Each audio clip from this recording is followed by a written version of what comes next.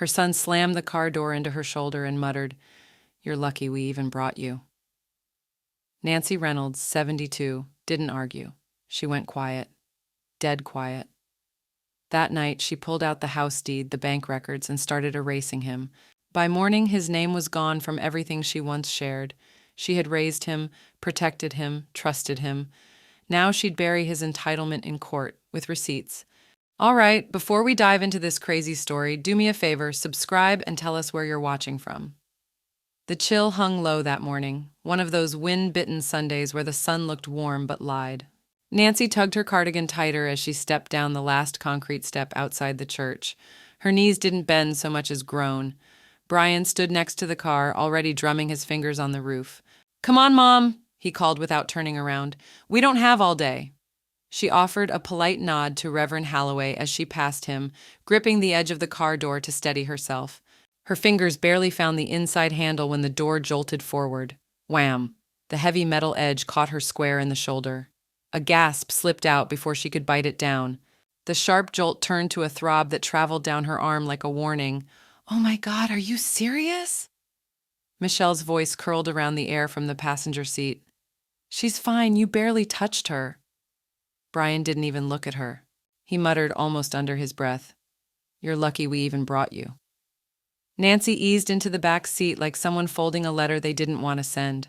She said nothing. Not when Michelle blasted the heat too high for comfort. Not when Brian took the corner near Elm too fast and made her shoulder bump the window. And certainly not when they pulled into the Olive Garden like it was a treat, not the weekly obligation it had become. Lunch was tight smiles and limp breadsticks. Michelle took selfies of her manicured nails wrapped around a wine glass while Brian scrolled through his phone, occasionally grunting at the menu like it was an offense to his time. No one asked Nancy what she wanted. They just ordered the usual for her, fettuccine alfredo with the sauce on the side, which never actually came that way. She cut the pasta into small pieces, not out of frailty, but because it gave her something to do, something to control. She chewed slowly, counted the ceiling tiles, wondered briefly what would happen if she just stood up and left. Back at the house, a craftsman-style two-story she'd loved before it stopped feeling like hers, Brian rushed in ahead to catch the end of the game. Michelle went straight upstairs to rest her nerves. Nancy paused at the door, letting her eyes roam over the foyer. Once there'd been a woven rug there, navy blue with white lattice. Now it was a grayer runner Michelle bought online to match the updated vibe. Most of the framed photos had vanished too, replaced by abstract prints with gold foil streaks. Nothing had her handwriting on it anymore. Upstairs, a door slammed. Not at her, not about her, but in her house. She didn't go to the guest room, her room now, if she were being honest. Instead, Nancy walked softly to the linen closet at the end of the hall. She reached behind the spare pillows, fingers tracing the familiar ridges of cedar.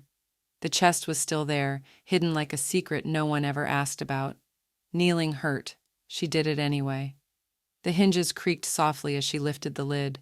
Inside, the smell of lavender sachets and decades passed. She moved aside old birthday cards, a crocheted baby cap, a folded church bulletin from 1983, until her fingers found the manila envelope.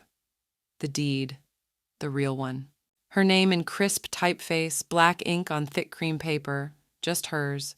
No co-signers, no shared titles, no Brian, no Michelle. She held it like scripture. Standing now, she felt the weight of something ancient slide off her shoulders. It wasn't just about the slam. It hadn't been for a long time.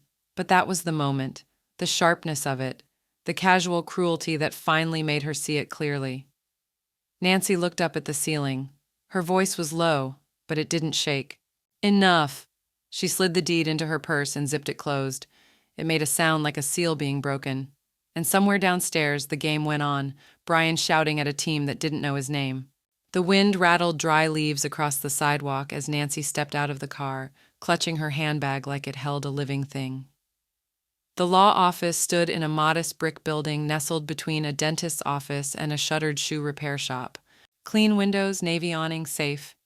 Inside, the receptionist offered her tea and a clipboard, but Nancy just smiled and said, "I'm expected." Her voice had the polite chill of a woman who'd decided not to be underestimated anymore. Laura Kessler's office looked exactly as Nancy remembered. Soft gray walls, a mahogany desk too neat to be casual, and a lamp that gave off a warm, unbothered light. Laura rose when Nancy entered, smoothing the sleeves of her blazer. "Nancy, it's good to see you," she said. "I got your message. Sounded urgent." "It is," Nancy replied, settling into the chair across from her. "Do you remember the property paperwork we filed after my surgery last spring?" Laura nodded, already reaching for her keyboard. "When you added your son to the deed, correct? For emergency access, I believe you said?" Nancy's lips twitched, but no smile followed. "That was the reason I gave. The truth is, he and his wife moved in to help, and then they never left. At first it was meals and laundry and rest while you heal, Mom, but now I pay the bills. They live like squatters with access to a wine fridge." Laura blinked once, then turned fully to the screen.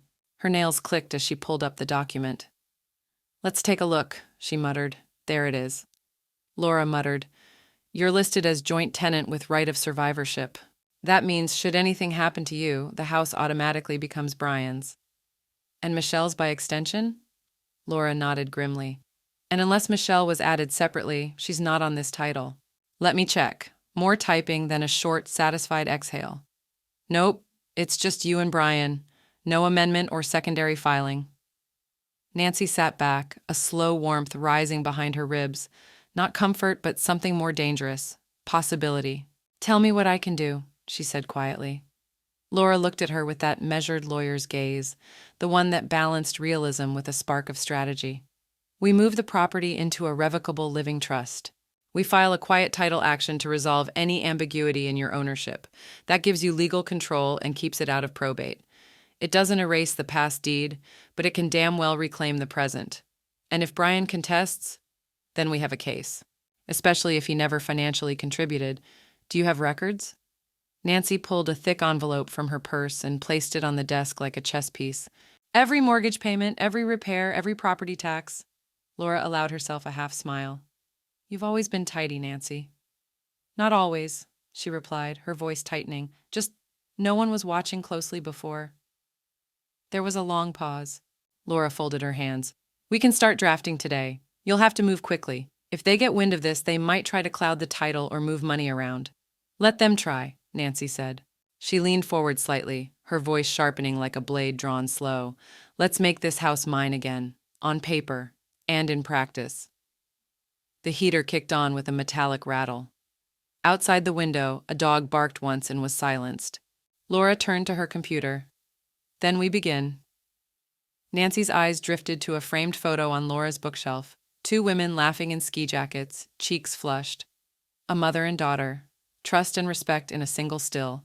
She looked away. Down in the building's garage, her car idled, unaware. In the glove box, upstairs in her house, Brian had stored all the old spare keys she would need to change the lock soon. 9 months.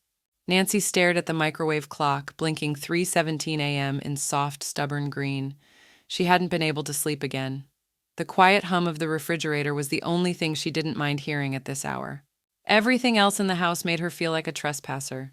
She sat at the kitchen island, if you could still call it hers, with a cooling mug of peppermint tea in her thoughts. 9 months since the knee surgery. 9 months since the first night Brian and Michelle wheeled her suitcase into the guest room with matching, exaggerated smiles. "We'll be close to help you recover, Mom," Michelle had said brightly, setting a silk robe on the twin bed like it was a gift.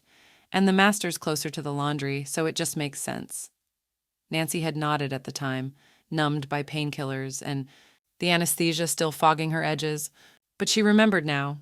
Every shift in tone, every small reallocation of space, dignity, and control. By the 3rd week, the hallway thermostat was off limits. Brian had caught her adjusting it once, just by 2 degrees, and told her, "Michelle runs cold, and energy costs are crazy. You'll get used to it." The 4th week, Nancy noticed labels in the fridge. Not just for organization, but control. Michelle's meal prep, do not touch.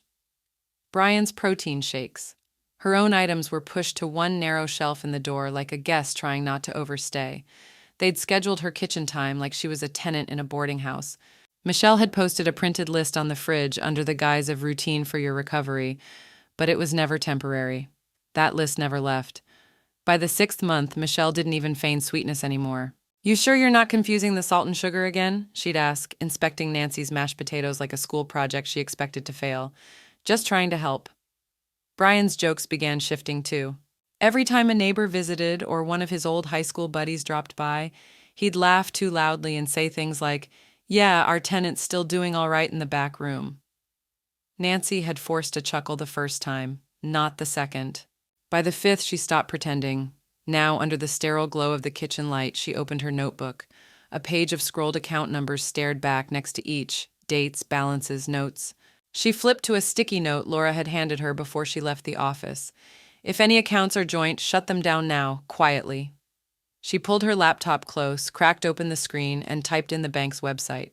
Her password came back to her instantly, like muscle memory trained by necessity, not routine.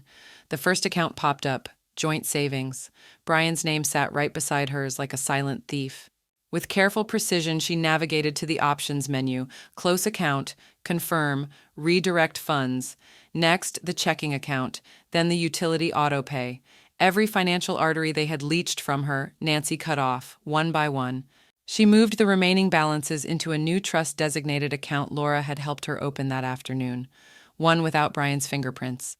As she waited for the final transfer to process, Nancy leaned back and let out a breath she hadn't realized she'd been holding for months.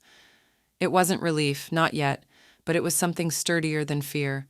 She looked around the kitchen, the marble backsplash Michelle had insisted on, the fancy espresso machine no one had taught her to use, the empty wine bottles staged like decor on the windowsill.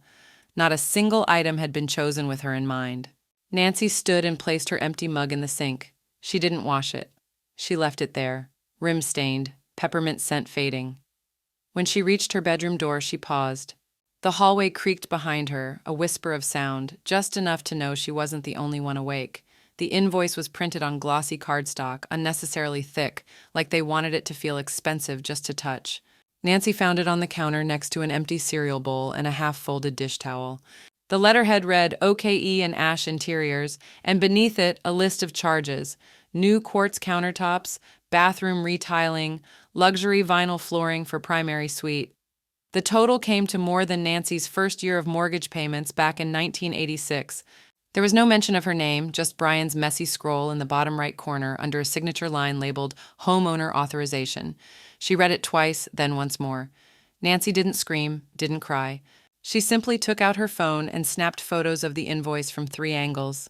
Then she checked the drawer where Michelle stored unopened mail in a careless stack.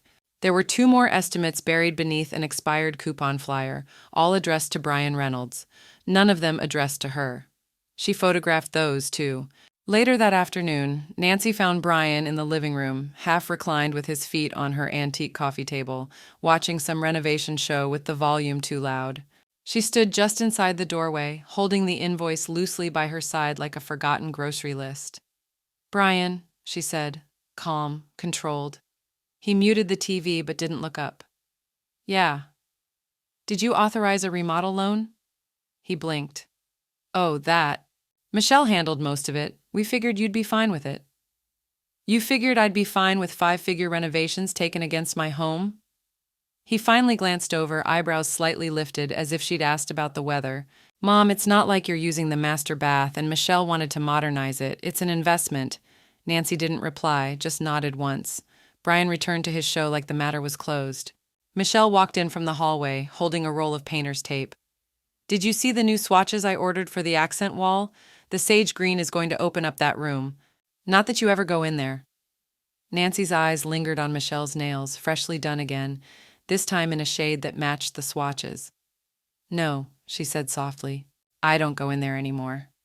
And then she turned, walked upstairs, and shut the door to her room with a gentleness that said, "Watch me." That evening, Nancy forwarded the photos to Laura with the subject line, "Loan authorization, no consent, given." Laura replied less than an hour later. "Perfect, we've got leverage. The forgery will play well in quiet title action. I'll move forward with evidence submission. Just need your sign-off." Nancy tapped her screen once, then again. Permission granted. 2 words, but they felt like lighting a fuse. She waited until Thursday morning to rent the storage unit, drove herself in her beige Camry that Brian assumed was still out of commission. She picked a facility on the outskirts of town, climate-controlled, secure, anonymous. The woman at the front desk reminded Nancy of her old friend Marlene from church. Kind eyes, smart mouth. Took her under 10 minutes to set it all up. That night, Nancy began moving her most personal items in quiet increments: jewelry, family photos, her father's war medals, the recipe box with her mother's handwriting faded on index cards. Even her late husband's cufflinks, which hadn't been touched since the funeral, were carefully wrapped in a sock and placed inside her purse. She took nothing they would notice, not yet, just the irreplaceables. On Friday, Laura emailed again. The paperwork was underway.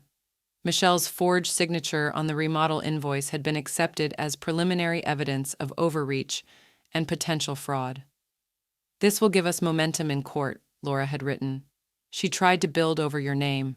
Now we use it to carve hers off."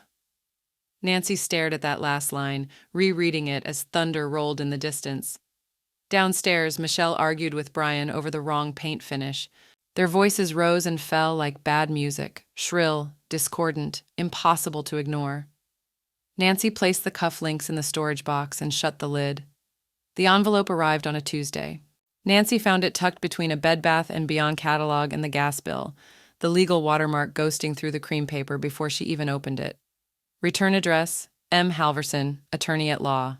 Inside, 2 neatly folded documents and a cover letter titled Petition for Emergency Injunctive Relief. She read the first sentence twice before sitting down. Michelle Reynolds alleges that Nancy Reynolds, her mother-in-law and former homeowner, has begun a pattern of coercive behavior to reclaim a residence that was mutually shared and modified under good faith. Nancy blinked slowly. A faint numbness crept up her fingertips as she flipped the page. Michelle was claiming elder instability, said Nancy had been emotionally volatile, increasingly paranoid, and repeatedly threatened to lock them out. The phrasing was carefully cruel, slick, like someone had coached her on how to wield sympathy like a scalpel. Nancy's lips tightened, but she didn't speak.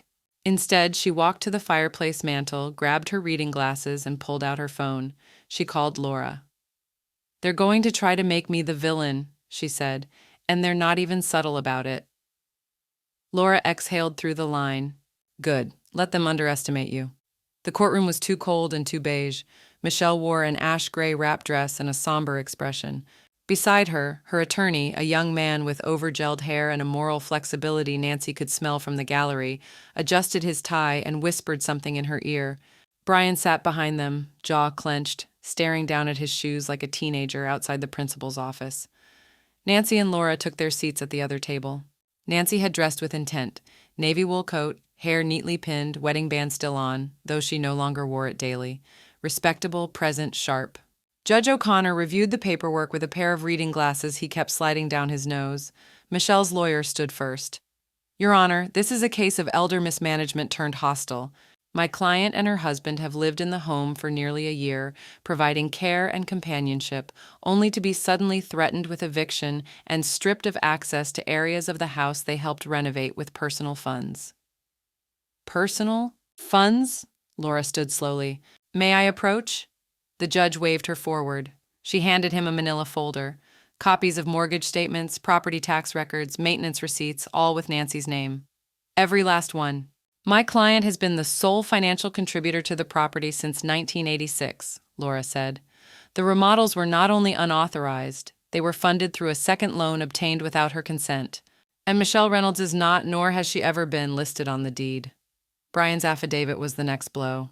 The court clerk read aloud, "I, Brian Reynolds, affirm that the property was gifted to me by my mother in 2023 following her surgery as an act of gratitude and long-term inheritance planning." Nancy didn't flinch. Laura stood again. "We have emails, text messages, and financial transfers, all showing Nancy's intent to retain ownership and never once discussing a gift. The affidavit is fiction." The judge raised an eyebrow. "Do you have the deed in question?" Laura nodded. "And a pending quiet title action filed this morning." Judge O'Connor thumbed through the documents in silence. The tension thickened, Michelle whispering furiously into her attorney's sleeve. After a long pause, the judge tapped his pen against the table. "Quiet title action will proceed," he said.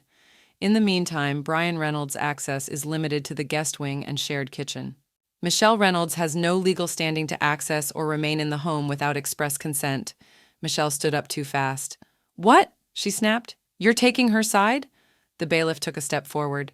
Michelle's voice rose again. "She's a manipulative old—" "Mrs. Reynolds," the judge interrupted coolly. "You're done." Nancy didn't blink. She simply stood, gathered her coat, and turned to Laura. As they stepped into the hallway, fluorescent lights buzzing above them, Nancy said quietly but clearly, "Now we start." Laura's lips curled into a grim smile. "Let's get the locks changed." The locksmith arrived just after sunrise. His van, a dented white Ford with the company name stenciled in fading blue, rolled up the driveway as the first light of morning turned the frost on the lawn to glass. Nancy met him at the front door with her court documents in one hand and a folded note in the other. "Deadbolts," she said. "All of them. Front, back, garage, and the side gate. And I'll need new codes for the keypad lock." The man nodded, barely glancing up from the clipboard. He didn't ask questions, just did the work. She liked that about him. It took him just under 2 hours. By the end, the locks gleamed with quiet finality. Nancy signed the invoice, tipped him in cash, and handed him a slice of banana bread wrapped in wax paper. "Don't eat it in the van," she said. She stepped over the threshold, keys in her palm. The house was silent, the kind of silence you didn't notice until you realized how long it had been since it was yours. She walked room to room, locking each door from the inside, checking windows, testing the motion sensors. By 9 a.m., every entry point was secure, every vulnerability sealed. The doorbell rang just before 5. Michelle stood on the porch, keys in hand, tote bag slung over her shoulder, sunglasses pushed up like a headband. She jiggled the lock, frowned, tried again. Nancy didn't move from the hallway. Michelle rang the bell twice, then she reached for her phone, clearly preparing a text. When the doorbell camera clicked on, Nancy's voice came through the speaker, clear and calm. "You don't live here anymore?" Michelle spun, startled. "What the hell?" "Nancy, open the door." "You've been removed from the property by court order. You're trespassing." Michelle stepped back, looking around as if trying to find an audience. "You're seriously doing this? You're locking me out of my own home?" Nancy didn't answer. Michelle's voice cracked. "You think you've won, but Brian's going to call the police. You can't just lock us out." "I already spoke to them," Nancy said, "and the restraining order's been filed. Your name's not on the deed, Michelle." "It never was." Michelle let her hands fall to her sides, slack. Across the street, the Cooper's curtains twitched. Nancy watched from behind the blinds as Michelle paced the porch like a raccoon caught in daylight. Eventually, she sat on the steps, tears smearing her mascara, her phone clutched in a frozen grip. Cars passed. No one stopped. By the time Brian arrived, dusk had settled. His truck door slammed hard. Always did when he was trying to look tougher than he felt. He stormed up the walkway, calling her name like it still held power. "Nancy, open the door. You've gone too far this time." She pressed the camera button again. "I have nothing else to say to you," she said evenly. "Check your email. Your formal eviction notice was sent this morning." Brian held his phone up like a threat. "I'll get a lawyer. You think this is over?" "It's already over," she said. He kicked the welcome mat aside, cursed, and paced the front yard. Michelle remained seated, wiping her face with the back of her hand like a child who knew the tantrum had failed. Nancy stepped away from the window.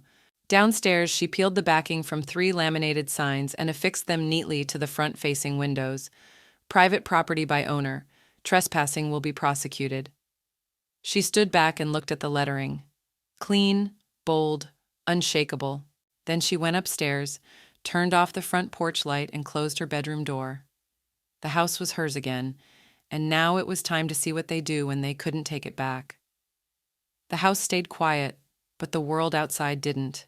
By Friday, Nancy's inbox was full. Not junk mail, not store coupons. Real messages with real names. A neighbor from 2 blocks over had forwarded an article from the Morning Beacon. The headline read, "Elder homeowner takes legal stand against family exploitation." Below it, a photo of her home taken from the sidewalk sat next to a cropped image of Michelle at the courthouse, mid-shout, mouth open, arms flared. The story had already been picked up by a local legal forum. Attorneys weighed in on elder rights, housing fraud, power of attorney misuse. By Sunday, her lawyer Laura sent a link with the subject line, "Might want to listen."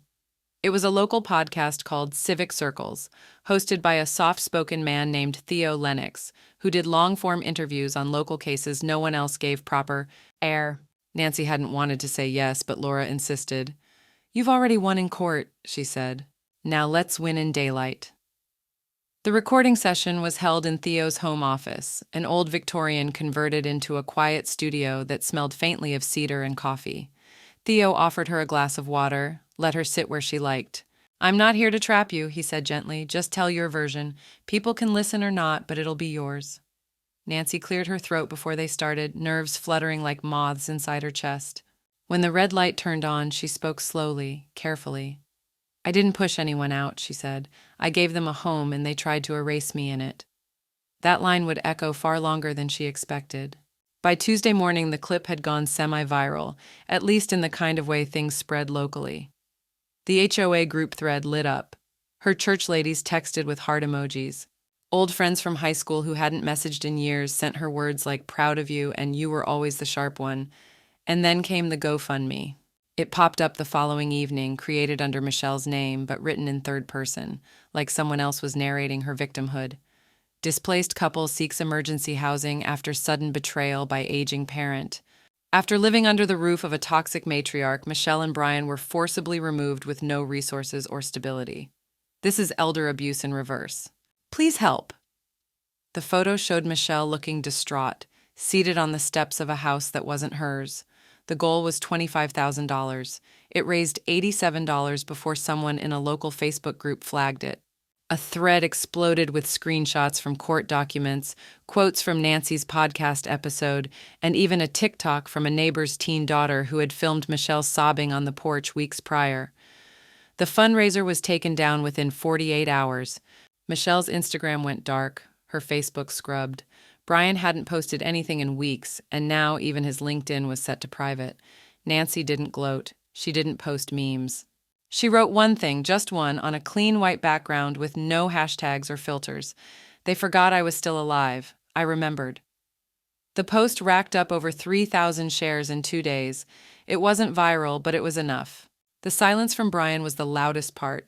That Friday, Nancy and Laura met in the law office again, papers spread across the polished table like war maps. Laura pointed to 2 forms clipped together. Full deed reversal, she said. We've got the judge's favor and the fraud case gives us teeth. Plus, we're filing for financial damages, credit harm, unauthorized debt, reputation smearing, all of it. Nancy nodded. Do it. Laura hesitated. You sure you want to go this far? Nancy met her eyes with something steely. They did. Outside, the sun dipped low, painting golden streaks across the pavement. Nancy gathered her things, took one last sip from the paper cup of tea, and headed for the door. As she reached the hallway, her phone vibrated. Unknown number, 1 new voicemail. She didn't check it, not yet. The email came in just after midnight. Nancy had been sorting a drawer full of light bulbs and loose rubber bands when she noticed the subject line. Suspicious credit activity alert, ID number TX 87,942. She frowned and clicked. It was from her bank's fraud detection service. Someone had attempted to open a second line of credit in her name using her social security number and home address for $22,000. The request had flagged due to conflicting income reports and the unfamiliar recipient account, a company called Cornerstone Elevate Interiors. Nancy's pulse didn't spike. Her hands didn't shake. She just stood still, reading the email once, twice, then again. And then she opened the file attached. The invoice was nearly identical to the ones Michelle had forgotten on the counter, only this one listed Cornerstone Elevate as the vendor. Nancy remembered the name Michelle had mentioned her cousin Caleb once offhandedly while bragging about getting a family raid on tile work. Nancy picked up the phone. First, she called the bank and froze all activity. Then she called the credit bureau and locked her identity profile. Then she called Laura. You're telling me, Laura said slowly, voice flat with fury, that Michelle used your social security number to take out a loan and routed the money to a relative? That's what I'm telling you. I'll have a fraud claim started by morning. This is beyond civil. We're in criminal territory now. Good, Nancy replied. Let's file by sunrise. Police reports were submitted. Laura attached the bank logs, flagged the routing number tied to Caleb's contracting business, and added the previous forged documents to build the pattern of deception. The fraud investigator from the county sheriff's office, Detective Haley Grant, called Nancy the next day. You did everything right, the woman said. We've already initiated contact with Michelle Reynolds. She's on our radar now. Might get loud, just a heads up. Nancy nodded into the phone, then said softly, I've lived with louder. 3 hours later, her phone lit up with Michelle's name. She let it ring, then it rang again. Voicemail.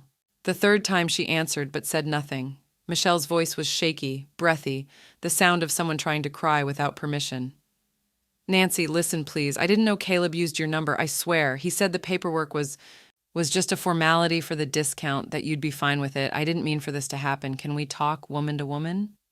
Nancy slowly brought the phone down to her lap and pressed end call. Then she opened her contact list, clicked Michelle's name, and selected block caller. The moment felt less like slamming a door and more like sealing a vault. She leaned back in her chair and looked around the room. Her living room, her curtains, her coffee table, still slightly scratched from Brian's boots, but clean now. On the credenza sat a framed photo of her and her husband taken in Colorado the year before he passed. She picked it up, thumbed the edge, and placed it back down, facing outward. The house was silent, not with tension, with peace. For the first time in years, peace. The next day, Nancy received a call from Laura. "Ready for some poetic justice?" she asked. "Always." The detective recorded the call with Michelle. She confessed to knowing the number was yours, said she was doing it for the house, and she named Caleb directly. "Will she be arrested?" "Maybe not yet, but there'll be a paper trail now. Her credits flagged, her name's in the system, and we're using the confession to bolster your damages claim." Nancy said nothing for a long time. Then, "Add pain and suffering," Laura chuckled. "Already did." Nancy ended the call and walked to the front window. Across the street, a moving van pulled up to the neighbor's place. A young couple climbed out, laughing, keys in hand. The woman looked up, saw Nancy watching, and waved. Nancy lifted a hand in return, slow and steady. Her phone buzzed again. This time it was Brian. It had rained the night before, and now the pavement outside shimmered like glass beneath the morning sun. Nancy stood behind the sheer curtain in her living room, her tea steeping in slow spirals as Brian's pickup rolled to a stop at the curb. He didn't get out right away, just sat there, hands gripped around the wheel like he was trying to strangle a decision. His shoulders rose and fell with each breath, faster than usual. When he finally stepped onto the sidewalk, his eyes scanned the front of the house, up the eaves to the sealed gate, to the laminated private property sign still pressed flat against the window. Nancy didn't move, just watched. Brian walked up the front path slowly, almost reverently, like someone visiting a grave. He reached the porch and knocked. Not slammed, knocked. Then he stepped back and waited. Nancy sipped her tea. "Mom," his voice cracked through the morning air. "Open the door, please." Nothing. He shifted from foot to foot. "You've made your point, okay? You locked her out, you humiliated us, but this is still my home, too." She set her teacup on the table, wiped her fingers on a cloth napkin, and reached for the security console on the wall. Brian stepped closer to the door. "You're ruining everything!" he shouted suddenly, his tone unraveling. "I helped you! I put in time here! I carried you to the bathroom after surgery, remember that? I gave up things to be here!" Nancy pressed a single button. Beep. The system chirped twice, and the alarm armed itself with a quiet final chime. Outside, Brian staggered back a step, blinking like he hadn't expected the rejection to be so mechanical. He stood there for a long moment, breathing heavy. Then he turned, walked back down the steps, didn't look back. Nancy let the curtain fall. She didn't watch him go, not this time. An hour passed, maybe 2. The house was quiet again, clean and unthreatened, its walls holding space instead of tension. When she stepped outside to water the porch plants, she saw it. Folded neatly under the welcome mat was a piece of notebook paper, torn along the top edge. Nancy stared at it for a beat before picking it up. "I was your son before I was anything." The handwriting was unmistakably Brian's, hurried, messy, like he hadn't known what to say until it was already too late. There was no apology, no ask, just a statement left like an unfinished sentence. Nancy didn't cry. She folded the note once, then again, and slid it into her jacket pocket. Later, maybe she'd decide what to do with it. Right now, she had more important things. The phone rang. "Laura." Nancy answered with a quiet, "Yes?" "It's done," Laura said. "Judge signed the quiet title petition this morning. You are the sole and legal owner of the property. No survivorship clauses, no ambiguities. It's yours, Nancy, just yours." Nancy leaned against the doorway, the cool air brushing her cheek. "Thank you," she whispered.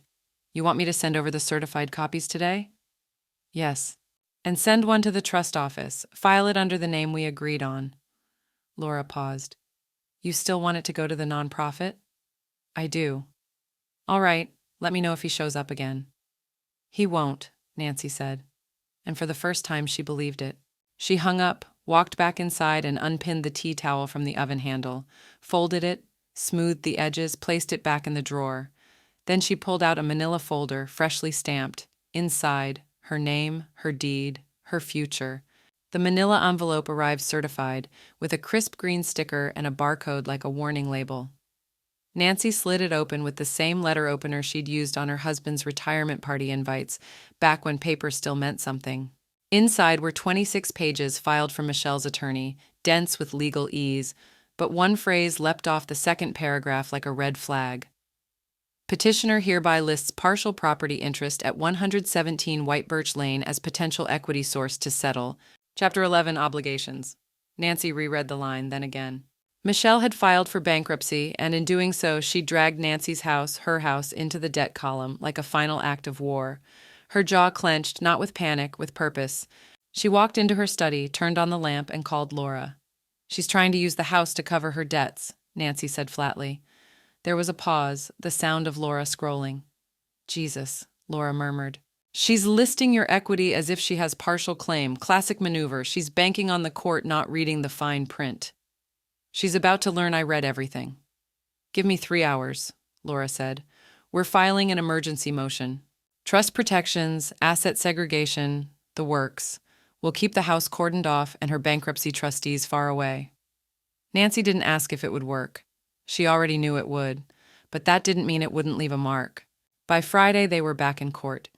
Michelle didn't show this time, just her lawyer, a different one now, older, quieter, the kind of attorney you hire when you've run out of spectacle and need someone who actually reads footnotes. Laura presented the original title deed, trust transfer filings, quiet title ruling, and the full list of Michelle's fraudulent actions tied to Nancy's property. It was clinical, relentless, precise. Judge O'Connor took less than 20 minutes to rule. Petitioner Michelle Reynolds has no legal, financial, or fiduciary interest in the aforementioned property at 117 White Birch Lane, he said. All assets listed under the respondent's trust shall remain exempt from bankruptcy proceedings. Nancy exhaled, not relief, but completion, like the sound a door makes when it clicks into the deadbolt just right. Michelle would now face her creditors alone. Every dollar she borrowed, every check she bounced, every design invoice left unpaid would follow her in her own name. And this house, it was untouchable. That night, the text came in just past 9. "Brian, you're tearing us apart." Nancy stared at it, thumb hovering over the reply button. She imagined him sitting somewhere in a dim room, backlit by a muted television, the weight of consequences finally sinking in. Maybe he thought the words still worked. Maybe he believed that under the right combination of guilt and nostalgia, she'd break like she used to. But she didn't break anymore. She typed slowly. "Brian, I'm restoring what you tore." She hit send, blocked his number, closed the phone. No ceremony, just truth. She went to dinner alone, picked a small place 2 towns over. Dim lighting, no chance of running into familiar eyes. The hostess offered her a booth or a quiet table by the window. She chose the table, ordered the steak medium rare, a glass of Merlot. She didn't look at her phone once. Across the restaurant, a couple in their 20s argued softly over appetizers, whisper fighting with the intensity of people who hadn't yet learned that love doesn't erase damage, it just invites you to face it together. Nancy watched them for a moment, then turned back to her meal. When the check came, she paid in cash, tipped well. As she stepped out into the cool night air, the sky was painted in navy and rust, a half-moon hanging low like a punctuation mark that hadn't yet decided if it was the end of a sentence or the start of a new one.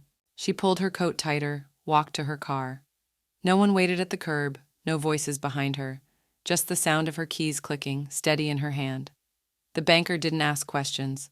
She was young, barely out of college if Nancy had to guess, and wore her hair in a tight bun, gold studs in her ears, and a cardigan far too warm for June. Nancy handed her the notarized documents, one at a time. "Remove him as secondary on this checking account. Terminate his access to the insurance policy. He is no longer authorized on file for anything tied to this address." The woman nodded as she clicked through her screen, her voice soft but efficient. "And do you have the replacement designee?" Nancy pulled a separate envelope from her purse. Inside, a power of attorney form freshly signed. "Maggie Whitfield," she said. "My goddaughter. I'd like her listed as sole executive and emergency contact for all future financial and medical directives. The banker smiled faintly. She's a lucky girl. No, Nancy replied. She's a good woman. It took just under 30 minutes. When the banker printed the final summary sheet, she passed it across the counter with a quiet, reverent air. Nancy signed it cleanly, no hesitation, no second thoughts. One signature and several withdrawn. Back home, the sun cast long shadows across the hardwood floors. Nancy kicked off her shoes, walked barefoot through the quiet. She passed the old guest room, the one that had once been hers, back when Brian and Michelle made the master bedroom their own. She stopped. The door was open now, the bed stripped down to fresh white linens. The window was cracked just enough to let the breeze lift the curtain like a breath. She left it alone, let it stay untouched, empty but not abandoned. Peaceful. The next morning, she met Maggie at the diner on Hillcrest, the same place her husband used to take her for Saturday breakfasts, the kind with weak coffee, strong bacon, and those paper placemats with the local dentist's ad in the corner.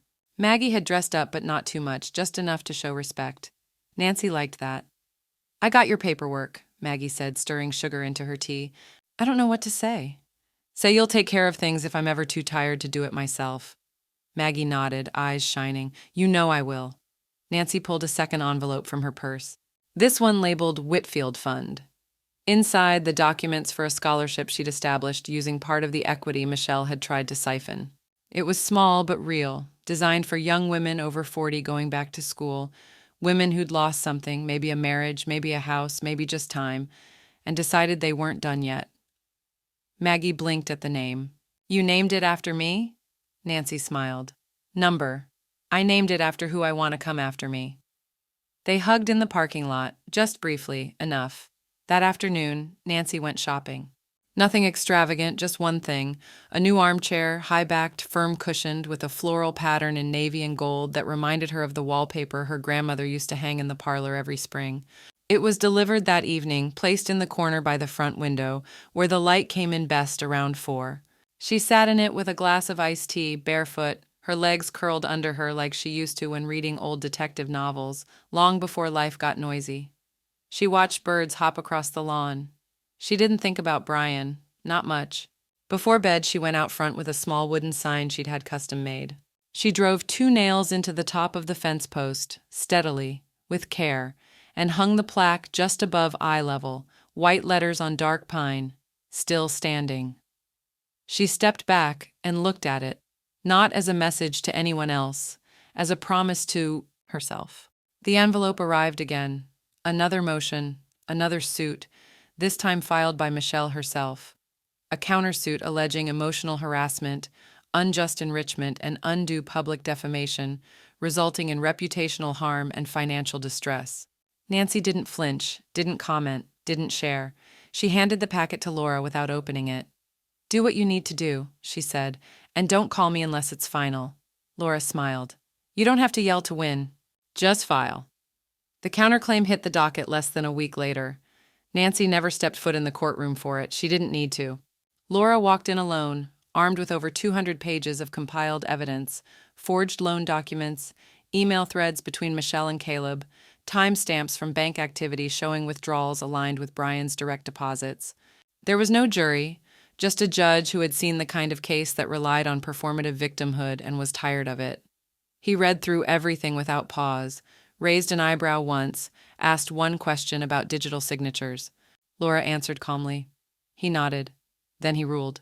Michelle's claim denied, cited abuse of process, intentional misrepresentation of facts, and a consistent pattern of self-serving litigation designed to weaponize the court. Her penalty: a formal, fine, court-ordered financial monitoring, a freeze on any new credit activity without review. Nancy received the news by text, just one line from Laura. "She's done." Nancy stared at the message in the glow of her kitchen light, then powered off her phone and set it beside her mug.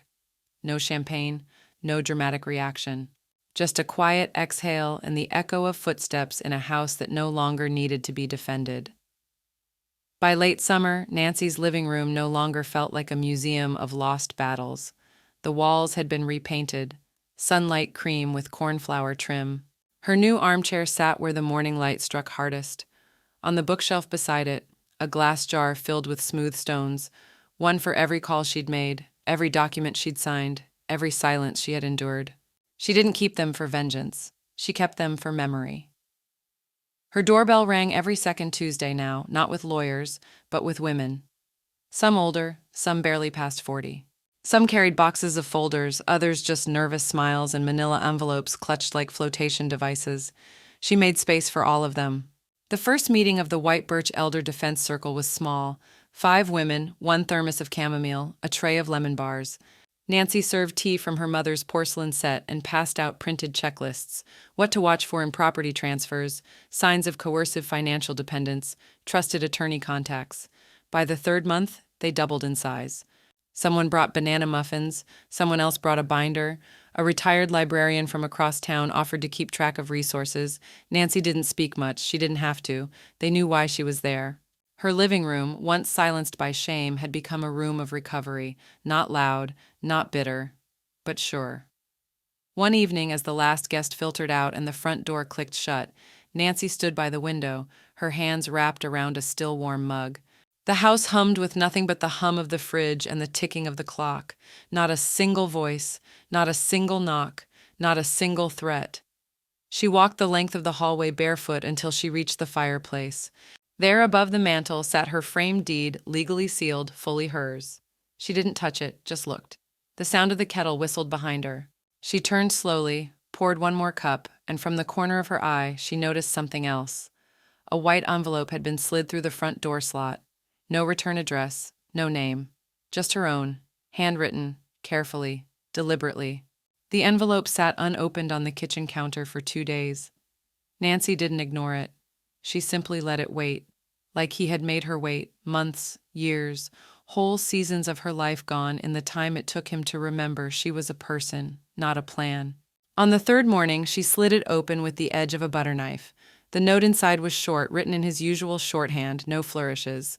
I know I don't deserve time, but if you're willing, I'll be at Briarwood Gardens Cafe this Saturday at 11 o'clock. You don't have to speak. You don't even have to stay. I just want to sit with the woman I used to look up to. No apology, no ask. But it wasn't a demand either, just a hinge cracked open. The cafe was tucked between the botanical greenhouse and a row of copper fountains that never ran right. Nancy remembered coming here once, years ago, with her husband for their anniversary. They'd ordered lavender scones and watched a toddler toss breadcrumbs to pigeons with reckless delight. Now it was quieter. The flowers still bloomed, snapdragons and dusty pink peonies lining the patio. A breeze stirred the umbrellas overhead. She spotted him instantly. Brian sat at the far corner table, hands clasped, shoulders drawn in like parentheses. He looked thinner, older, not broken, but no longer full of bluff. Nancy didn't wave. She just walked over and sat down across from him. For a few seconds, neither of them spoke. Then Brian exhaled and said, "You came?" Nancy nodded once. "I read the note." He looked down at his hands. The thumbnail on his right hand was chipped, the cuticles raw. Work hands or stress or both. "I don't expect anything," he said. I let her take over more than I even realized." Nancy stayed still, let the silence fill the space between his words. She kept saying you'd be fine, that we were building something smarter, more efficient, and I believed her, or maybe I just didn't want to fight. He blinked hard. "It was the worst mistake I've made in my life." Nancy studied him, the way his jaw tensed, the way his throat caught on that last sentence. She believed him, but that didn't change anything. "I didn't come here to argue," she said, her voice low, even, "or to grant absolution. I came to make sure you heard this directly." Brian looked up. "There will be no contact moving forward. No visits, no calls, no keys. You will not be listed in my will. Not as executive, not as heir." He flinched, but didn't interrupt. "You had every chance," she continued.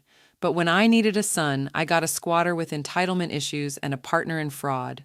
She paused. "I don't hate you, Brian, but I don't trust you, and love without trust is just nostalgia." For a moment, he looked like he might speak. Then he stopped, just nodded. "I understand," he said quietly. Nancy stood, placing her cloth napkin gently beside her untouched tea. "You don't have to." She turned and walked away, the wind catching her cardigan just slightly. She didn't look back.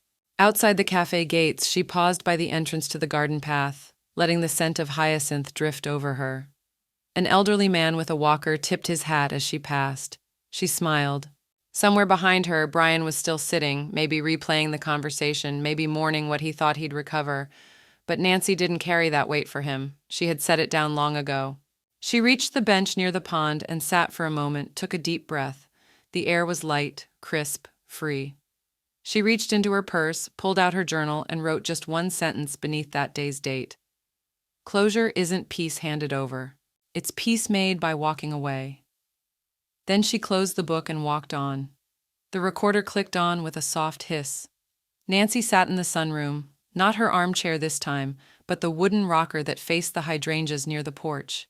Across from her, Eliza Moreno, author, journalist, and survivor in her own right, balanced a notebook on her thigh and sipped ginger tea from a ceramic mug that Nancy had chosen deliberately. It read, "Unapologetic." "Take your time," Eliza said. "This isn't about drama, it's about truth." Nancy looked out the window before she answered. A bird landed on the fence, the same one that had watched her hang the still standing sign a month ago. "I think people assume harm always announces itself," she began, voice steady, almost casual. "Yelling, bruises, slammed doors. But emotional violence? That's polite. It wears manners like gloves." Eliza scribbled something, didn't interrupt. "It sounds like you're lucky we even brought you, like, don't make a fuss, she's fine. It's letting someone move into your house, and somehow, without permission, they start naming the rooms." Her voice didn't rise. It didn't need to. Eliza's eyes held hers. "And what changed?" Nancy smiled faintly. "They thought I'd go quietly." She didn't elaborate. She didn't need to. When the book hit shelves 6 months later, it didn't scream on the bestseller lists or debut with a morning show fanfare, but it sold. Bookstores tucked it into their front-facing displays under signs that read, "Real Women, Real Wins." It passed from hand to hand at church groups and legal aid clinics, across desks in aging services offices, and beneath tables in community centers. They thought I'd go quietly, how I took back my home and my voice. Nancy's photo, sharp navy coat, pale eyes, unflinching, made the back cover. Her quote sat just below it in italic serif. "They thought I'd go quietly. I wrote this instead." Her porch mailbox overflowed with letters. Some were thank yous, others were confessions. A few were scrolled apologies from women who admitted they hadn't believed someone like Nancy could win. She didn't judge. She knew better than anyone what silence could cost. The next meeting of the White Birch Elder Defense Circle had to be moved to the church basement. Too many chairs for her living room now. A local bakery donated scones. A retired judge asked if he could speak for 10 minutes. Nancy gave him 5. During the break, a woman in a yellow cable-knit sweater approached. "My daughter's in pre-law," she said. "Wants to do something that matters. She asked if there's any way to intern with your lawyer." Nancy sipped her tea. "We don't pass torches here," she said. "We light more." The woman blinked, then smiled, like she'd just been given permission to believe in something again. Later that evening, after the final car had pulled away, Nancy sat on her front steps beneath the porch light. It had rained again, and the scent of earth and leaves filled the air. A frog croaked in the gutter. The hydrangeas bowed slightly from the weight of water. Inside, the house was still lit, still warm. She thought briefly of Brian, of Michelle, of the silence that now stretched between them. She did not regret it. She did not miss them. Some severances were sacred. She reached into her pocket and pulled out the smoothest stone from her glass jar, ran her thumb across it once, then walked barefoot across the lawn and placed it beneath the still standing sign. Not for closure, for continuation. As she straightened, headlights turned slowly into the next driveway, her neighbor returning from night shift. Nancy waved. The driver waved back, then rolled down her window. "My niece started reading your book," the woman said. "Said she wants to study elder law now." Nancy tilted her head, the wind brushing her silver hair back gently. "Good," she said. "We're going to need her." The frame was heavier than she remembered. Nancy held it steady as she stepped back from the nail above the fireplace, tilting the document until the glass caught the light just right. The title, clean, legally sealed, hers, sat beneath a matte black mat and gold-beaded trim, centered, permanent. She'd left a blank space on that wall for over a year, not out of neglect, out of intention. Now it was filled. Maggie arrived first that morning, a basket of lemon scones on one arm and Nancy's will tucked in the other. She wore a loose linen dress and her hair in a braid down her back, her usual blend of modern and old soul. "Want me to read it at the table?" she asked, voice light but respectful. After the second round of lemonade, Nancy replied, "Let them settle." The guests trickled in, just 12, all invited with handwritten cards, women from the defense circle, a librarian, her notary, the neighbor from next door who always brought flowers, even when no one had died. There was no music, no speeches, only warm light, strong coffee, and the smell of baked peaches rising from the kitchen. Under the oak tree in the backyard, the table was set with blue linen, vintage plates, and mismatched silverware. Nancy poured lemonade from a glass pitcher with slices of Meyer lemon floating like pale suns. The air was thick with the scent of hydrangeas and earth and distant cut grass. At the halfway point, Maggie cleared her throat. "I've been asked to read something on behalf of the hostess," she said, unfolding the new will. There were no dramatic pauses, no trembling hands. Maggie's voice was steady, her words paced like rainfall. "All assets within the estate shall transfer to the White Birch Foundation for Elder Rights Advocacy, effective upon the passing of Nancy Elise Reynolds. No claims by relatives, regardless of blood or prior designation, shall override this decision. No mention of Brian, no mention of Michelle, no apologies, no explanations, only direction." Nancy sipped her lemonade and closed her eyes briefly as the breeze picked up. Somewhere in the distance, a blue jay called out and was answered by another. The wind rustled the oak leaves above them, dappling sunlight across the table like blessings falling between branches. When Maggie finished, no one clapped. That had never been the point. Instead, they lifted their glasses in a silent toast, quiet, absolute. Nancy raised hers with them. Later, when the plates were scraped clean and the last guest had hugged her goodbye with both arms, Nancy walked slowly to the edge of the lawn, bare feet pressing into damp grass. The armchair, her new one, the navy and gold one, had been moved to the porch, facing out, not inward. 2 sparrows landed just beyond it, pecking at crumbs left behind by someone's scone. She didn't shoo them away, just watched. She lowered herself into the chair, joints cracking in protest, but not pain, a small mercy earned in time. She folded her hands in her lap, breathed deep. It wasn't joy she felt, not exactly. Joy was loud, fizzing. This was something quieter, older. It was the knowing that the house was hers, that the silence in its rooms was no longer hollow but holy, that her name wouldn't be erased, forgotten, co-opted, or carved out. It would remain.